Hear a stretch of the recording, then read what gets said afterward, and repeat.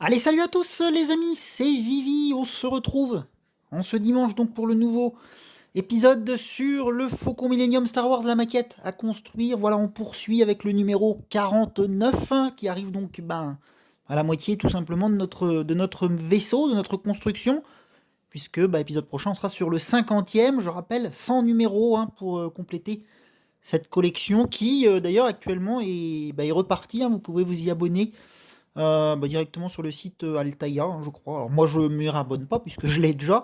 Alors moi, c'est l'ancien modèle, mais ils ont refait exactement le même. Donc, n'hésitez pas si ça vous fait envie de faire cette construction parce que c'est quand même un chouette vaisseau. Voilà, donc on est parti. Comme d'habitude, présentation du numéro et puis ensuite, bien sûr, on passera à la partie construction. Alors, c'est pas une grosse partie. L'épisode devrait pas être très long. Ça va être principalement du décor à installer sur notre vaisseau. Donc on fera ça dans un deuxième temps dans la vidéo. Là, comme d'habitude, on présente un petit peu le fascicule. Je vous présente les pièces à ma droite. Et puis ensuite, je me préparerai. Moi, je vais sans doute faire un petit peu du off, notamment pour ce qui est découpe de pièces au niveau des grappes, parce que là, je suis pas forcément prêt. Et puis après, je vous montrerai. Par contre, je pense qu'on collera ensemble en vidéo les éléments de décor. Il y en a un petit peu partout à mettre. Alors bon, je pense qu'on va faire ça ensemble. Avec ma nouvelle méthode là que j'ai trouvée, vous savez, avec le casque, c'est beaucoup plus facile pour moi pour me déplacer. Et puis comme ça, vous verrez bien la maquette plus en dézoomé. Voilà. Allez, on est parti donc. C'est parti, c'est parti. Ce fascicule, on va voir le vaisseau d'assaut de la République. Voilà, ça c'est vous savez, le vaisseau qu'on voit un petit peu dans chaque fascicule. Puis ensuite, on verra les pièces. Alors, le vaisseau et ses caractéristiques. C'est le vaisseau de transport de troupes de la République, c'est le vaisseau d'assaut de classe Acclamator. Voilà, donc c'est pas un vilain vaisseau, il est même à mon avis plutôt grand. Donc comme d'habitude, on a les spécifications techniques, on va les voir juste après. Alors le vaisseau d'assaut de classe Acclamator joue un rôle important durant les premières phases de la guerre des clones. Grâce à leur hyperpropulseur ultra rapide, ces bâtiments étaient capables de transporter les troupes de la République en un clin d'œil à travers la galaxie afin d'intercepter les armées de droïdes et les forces d'occupation des séparatistes. Ouais, donc il y a un bâtiment. Je pense qu'on est déjà sur quelque chose d'assez gros. On va le voir juste en dessous. Donc on a le vaisseau ici, du coup, en illustration. Constructeur, donc c'est Sienar Fleet System. On retrouve souvent les mêmes constructeurs, les mêmes noms, les mêmes choses, en tout cas sur les vaisseaux. Logique, c'est un peu les mêmes. On prend les mêmes et on recommence à chaque fois. Donc c'est tout à fait normal. Type, donc c'est un transport militaire transgalactique. Classe, c'est un croiseur. Conception, Rotana Heavy Engineering. Dimension, donc on est sur une longueur de 752 mètres, donc c'est quand même assez long. Déjà un petit peu, vous imaginez la taille du truc. Largeur 460 mètres, hauteur 200 mètres, train sorti. Donc ouais, déjà un beau bébé. Mais c'est pas le plus gros, je pense que le plus gros restera quand même, à mon avis, le gros destroyer stellaire, là, je pense que c'est lui qui restera le plus mastoc dans tous ceux qu'on a vus jusque-là. Et puis, hyperpropulseur, on est sur du classe 0.6, 250 000 années-lumière de portée.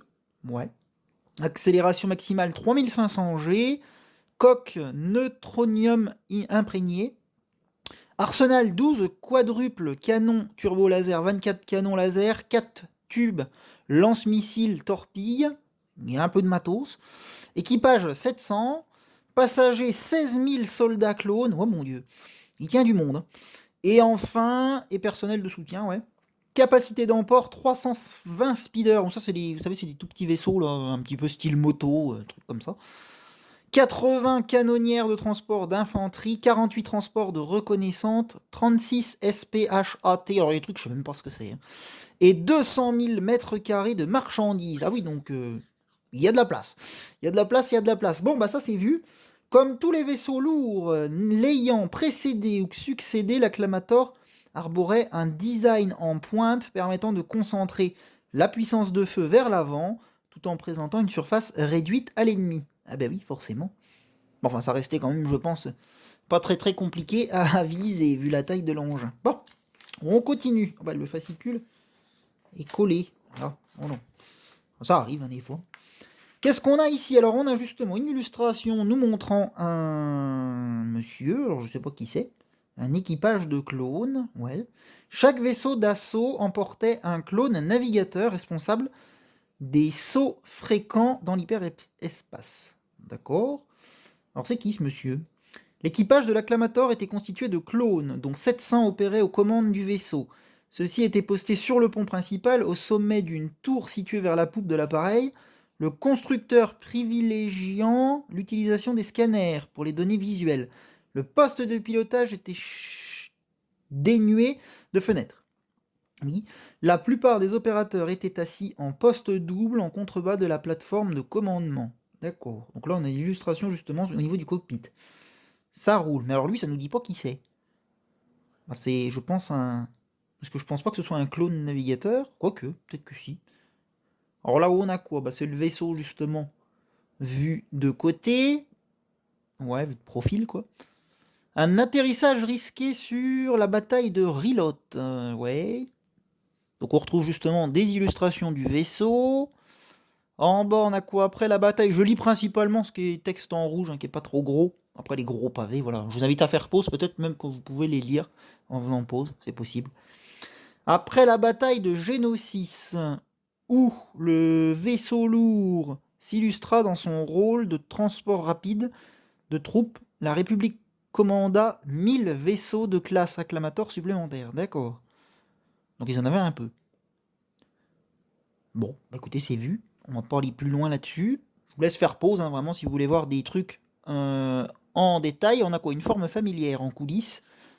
Après son apparition en attaque des clones, l'acclamator continua d'être mis en scène dans de nombreux épisodes de Clone Wars. Ah oui, c'est pour ça qu'il y a ces mecs en espèce de mode dessin animé, oui, d'accord. Et ça, j'ai jamais regardé, moi. Donc forcément, c'est pour ça qu'il me manque des choses. Ok. Bien. On passe à la deuxième partie de vidéo, c'est-à-dire les rayons tracteurs, secret de vol. Donc là, c'est plus concernant le faucon. Donc on nous déjà montre où ça se situe sur le vaisseau, c'est là. Donc on a toute une légende, justement, je vous invite pareil à faire pause si vous voulez voir, avec une explication sur comment peut-être c'est construit.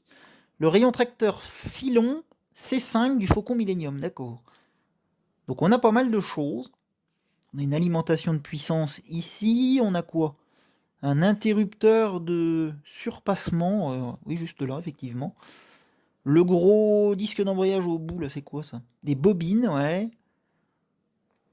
Un ensemble de champs contre-rotatifs, ouais d'accord. Alors le Faucon est équipé de 2 émetteurs de rayons tracteurs Filon C5. Le champ de force invisible projeté permet d'attraper, de déplacer ou de diriger les objets ciblés. Mais sa portée et sa puissance sont limitées, c'est entre les mandibules, au milieu des émetteurs principaux, que le rayon est le plus efficace. Ouais, donc ici, je pense. D'accord. Bon, c'est très compliqué après à comprendre comment ça fonctionne. Ouais, vraiment se pencher plus en détail. Bon, moi, c'est chose que je ferais certainement, mais il faut que je m'y mette. Lorsque le Faucon Millennium croisa la route de l'étoile de la mort, c'est ici, sur l'illustration à gauche. Pour la première fois, il fut pris au piège par un rayon tracteur du satellite qui attira le vaisseau dans ses hangars pour l'examiner. Ah, d'accord. Le champ de force était bien trop puissant pour que le Faucon puisse s'en extraire. Bah oui, bah attends, sur l'étoile de la mort, forcément.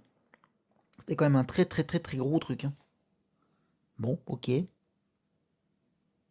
Et en bas, à droite, on a les émetteurs du rayon tracteur Filon C5 du Faucon Millennium sont disposés de part et d'autre des mandibules de chargement de fret. Oui, donc on les retrouve ici. Ok. Bon, bah ça roule. Allez, c'est vu. On va passer normalement à la présentation des pièces. Alors, je vais plier mon fascicule. Et puis, je vous présente ça tout de suite maintenant. Allez, c'est parti. Les pièces sont à droite. On y va. Alors, assemblage numéro 49, la coque inférieure, les pièces suivantes. Les pièces de ce numéro sont destinées à la coque supérieure. Oui, donc la coque qu'on n'a encore pas effectuée, du coup, parce que nous, on a fait la inférieure. Que vous commencerez à assembler dans le prochain numéro. Oui, chouette, enfin. Ça va commencer incessamment sous peu. Après avoir ajouté les derniers détails de la partie inférieure. Donc c'est ce qu'on va faire dans ce numéro-là, le 49. Dans les pages suivantes, vous allez assembler tout le dessous de la coque, mis à part quelques détails qui seront ajoutés lorsque la maquette sera pratiquement terminée. Donc il faudra vraiment attendre la fin. Si vous avez décidé de ne pas peindre votre maquette, vous pourrez avancer directement à l'assemblage du dessus dans le numéro 50. Donc on va gagner du temps parce que je ne fais pas la peinture, moi. Qui comprend des pièces structurelles et une plaque de la coque. Nous allons aussi vous montrer comment préparer le dessous de la coque au cas où vous souhaiteriez ajouter une touche finale au vaisseau. Donc moi non, je ne ferai pas ça. Donc j'ai ma liste de composants ici, comme d'habitude, qui sont représentés ici. Ça nous dit un petit peu où elles vont. Les pièces sont à droite, donc on est parti.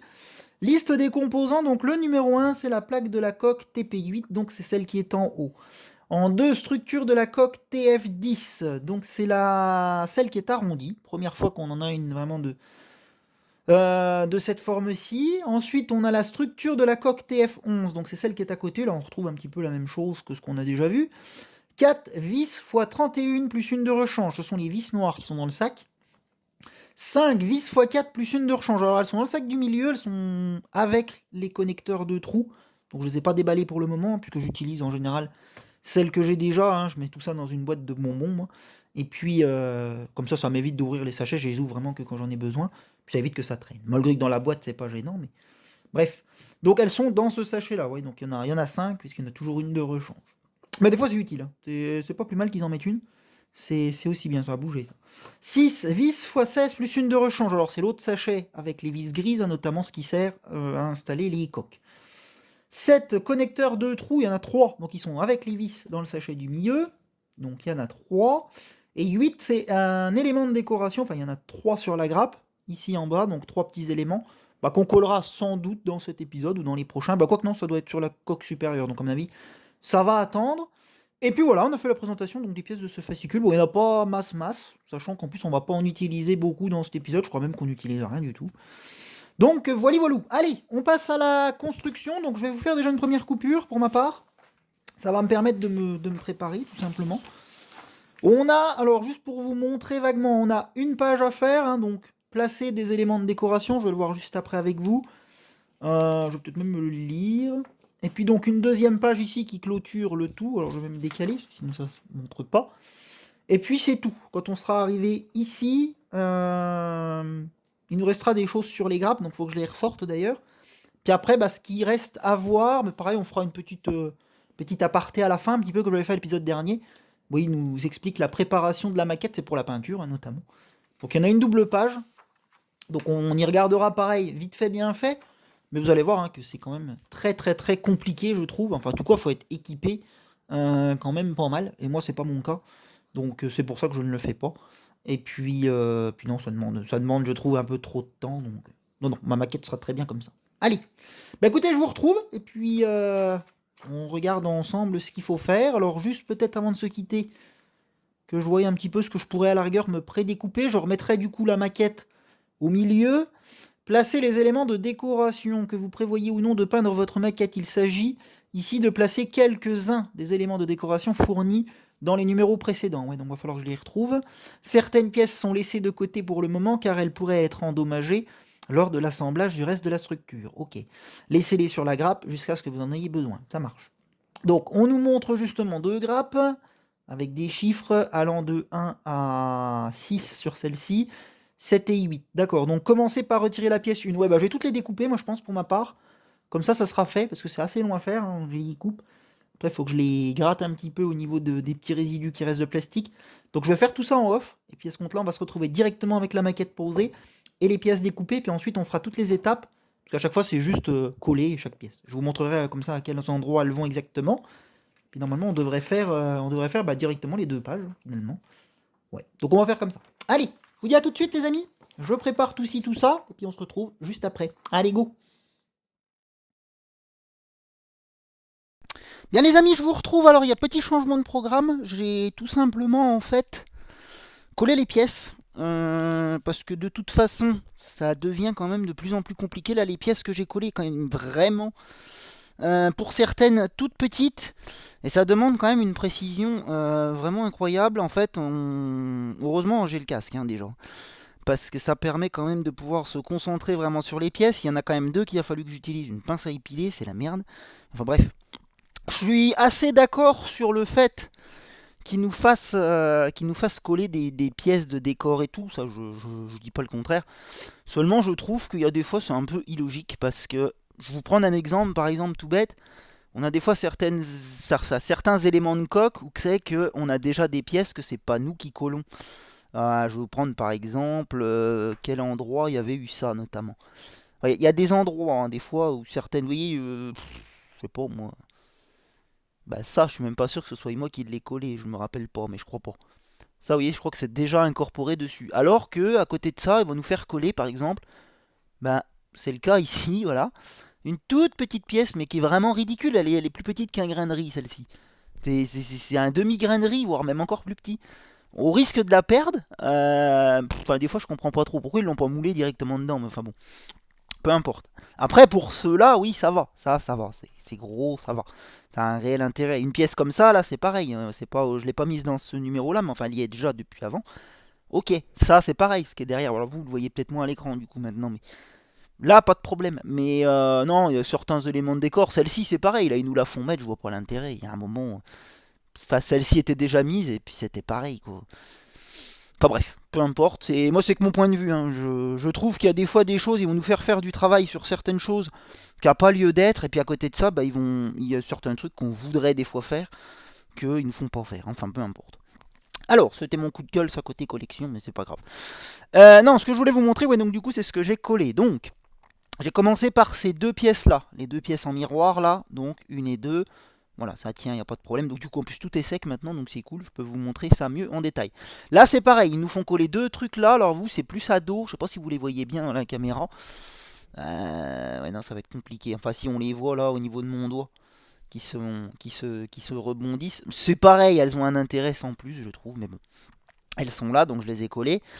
Ensuite, bah, il y a la fameuse toute petite là qui est vraiment ridicule. Je suis même pas sûr qu'à la caméra vous la voyez. Enfin, si vous la voyez, mais c'est vraiment tout petit. Donc ça, j'ai dit j'arrête parce que j'ai dit je vais leur refaire plus une présentation après. Ça va être beaucoup plus simple. Ensuite, donc ça fait 5. La sixième, donc c'est celle qui est derrière. C'est pareil, je sais pas si elle ressort bien à la caméra, mais pas sûr. Faudrait limite que la truc soit tournée dans l'autre sens. Mais elle est tellement lourde maintenant que c'est chiant. Puis en plus, c'est quand même sur ses patins. Là, c'est la merde. C'est pas hyper solide. Donc ça fait 6. J'ai collé les deux ailettes là, 7 et 8. Donc ça oui, là ça, il n'y a pas de problème, oui, qu'on les colle, je trouve ça intéressant parce que forcément elles sont au-dessus des plaques, donc forcément oui, je comprends qu'ils nous les fassent coller après. Mais il y a des trucs, non. Donc voilà, et puis j'ai terminé ici, donc une pièce ici et une ici.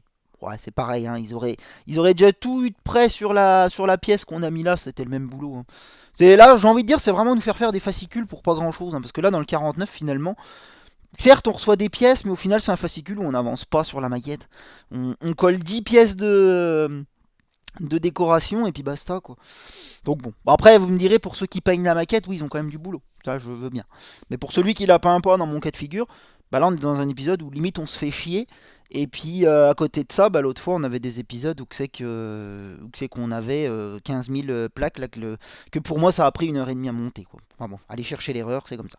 Voilà, donc on est arrivé au bout de ça. Donc je vais reprendre l'ancienne méthode de capture. Et puis on va regarder, donc vite fait bien fait, hein, les petites histoires de préparation de peinture. Puisque je ne la fais pas, on peut au moins y regarder en fascicule, histoire de voir un petit peu comment que ça se passe et ce qu'ils proposent. Voilà, allez, je vous dis à tout de suite les amis, c'était Vivi. Non, parce que la vidéo n'est pas finie encore, donc je vous dis plutôt à tout de suite. Allez, je vous retrouve donc dernière ligne droite de ce numéro 49. On va regarder donc un petit peu ce qu'ils proposent pour la préparation de la maquette. Alors vous allez voir un petit peu le micmac que c'est quand même. Parce que moi j'ai pu regarder un petit peu avant, bien sûr, de tourner cette vidéo, puisque les fascicules je les regarde un petit peu quand même au préalable avant. Vous allez voir quand même ce qu'ils demandent. Alors bon, je dis pas que c'est mal, hein, ce qu'ils demandent, encore une fois. Je fais pas ces vidéos pour critiquer la maquette. Loin de là, parce que c'est quand même une très jolie maquette. Je dis simplement qu'ils rendent pas la chose simple. Donc ils nous disent préparation de la maquette. Donc ils demandent de fabriquer un support. Bon, jusque-là ça reste faisable. Mais ils veulent un support qui pivote. Alors c'est sûr que oui, c'est pratique. Parce que du coup, vous posez votre vaisseau dessus, puis vous pouvez le faire tourner. Mais enfin, c'est pas tout le monde qui a les disponibilités et surtout les moyens de mettre en œuvre un truc comme ça. Donc, alors vous allez me dire, après ça s'achète certainement, ils disent style un plateau fromage, vous savez, les trucs qu'on sert le fromage qui tourne. Oui, l'idée est pas bête. Mais bon, on n'a pas forcément ça chez soi, et puis des fois c'est quand même. Ça fait chier d'acheter un truc comme ça pour juste peindre une maquette, quoi. Enfin, il y a un moment. Pour celui qui fait de la maquette à l'arrière quotidiennement, je dis pas, l'investissement est utile. Pour celui qui monte un Faucon Millenium comme ça, juste pour une collection, je vois pas trop l'intérêt de lui faire acheter ça, mais bon. Donc après, chacun se débrouille, hein, bien sûr, hein. Enfin, chacun fait comme il veut. Il y a sûrement d'autres méthodes. Mais après, vous pouvez très bien monter un truc avec du bois. Enfin bref. Mais encore une fois de plus, il faut quand même avoir un minimum d'équipement, quoi. Je veux dire, il faut quand même avoir du bois, il faut quand même des fois avoir des petits supports pour faire un roulement, enfin bref. Il y a plein de choses, voilà. Donc ils nous disent un espace de travail, ok, donc placer la maquette dessus, ok. Après ils nous disent appliquer la sous-couche. Donc vous voyez, après on retrouve nos petits pots de peinture qu'ils nous avaient présentés, hein. Donc, je rappelle avec tous les petits numéros, donc c'est tout un bordel, il faut tous les acheter pour des pots que vous n'allez même pas utiliser en entier à la fin. Donc bon, je vous dis pas, pour celui qui est maquettiste et qui ferait vraiment beaucoup, oui, ça peut être intéressant. Maintenant, pour celui qui, comme moi, qui fait une maquette tous les 36 du mois, non. Enfin, moi, je le conseille pas. En plus, ça coûte la peau du cul, mine de rien, ces trucs-là. Donc, enfin, après, c'est au choix des gens, hein, tout simplement. Donc voilà, la peinture doit être appliquée en couche fine. En gros, c'est assez compliqué, mais bon. Je crois que ça, c'est une bombe, même, d'ailleurs. Bon, enfin, c'est comme ça. On va regarder la dernière page. Alors, c'est vraiment vite fait, hein. Je vous dis, moi, je la fais pas, la truc, donc on s'en fiche un petit peu. On a Stephen Dimso, président de SD Studio, en haut. Si c'est la première fois que vous peignez une maquette, il est plus simple de commencer par le bas. Le travail de peinture réalisé par ILM est beaucoup plus simple sur la partie inférieure et la technique et la finition sont différentes de la partie supérieure. Ouais, la partie supérieure, faut vraiment pas se louper, c'est la partie qu'on voit le plus. Cette dernière est aussi plus sombre que le dessous du vaisseau. Ok. Alors, il nous demande donc de masquer, préparer. Il nous propose d'utiliser de la pâte à modeler apparemment pour couvrir les zones les plus compliquées, ouais. Du ruban adhésif, bon ça va encore, j'ai envie de dire. Enfin, c'est quand même du ruban adhésif, à mon avis, un peu spécial qu'il faut. Tiens, utiliser du ruban adhésif de modélisme. Bon, ça se trouve, hein, très certainement, hein, ça se trouve, hein. Et là, il nous propose donc de la peinture à l'aérographe. Donc, vous voyez un petit peu les outils qu'il faut. Un aérographe simple, action pour débutants. Alors, je dis pas que ça se trouve pas, mais il faut quand même l'avoir, ce truc-là. C'est sûr que ça a l'air très fonctionnel, mais... Il y a un petit pot en dessous, et puis après, ouais, vous appuyez sur une gâchette, j'imagine, ou je sais pas comment que ça se passe. Ils utilisent un aérographe pour peindre tous les petits détails, ouais. Bon, après, voilà, je m'attarde pas dessus, c'est juste pour vous montrer un petit peu le matériel que ça peut demander, et à mon avis, on est loin d'avoir encore tout vu, hein. Enfin, moi, j'ai regardé un peu sur les autres numéros, je sais qu'il y a d'autres choses des fois, donc... C'est pour ça, ça fait trop. Voilà, et puis donc, comme Yoda l'a dit, beaucoup encore, il te reste à apprendre, voilà. Beaucoup, il te reste à apprendre, bon bref. On n'est pas là pour se moquer de Maître Yoda.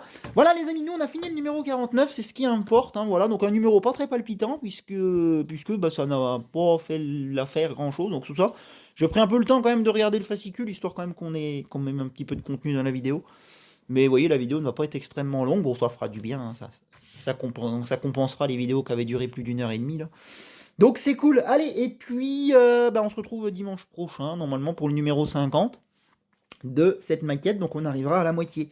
Allez, tchouks les gens, c'était Vivi, portez-vous bien cette fois-ci, et à la prochaine.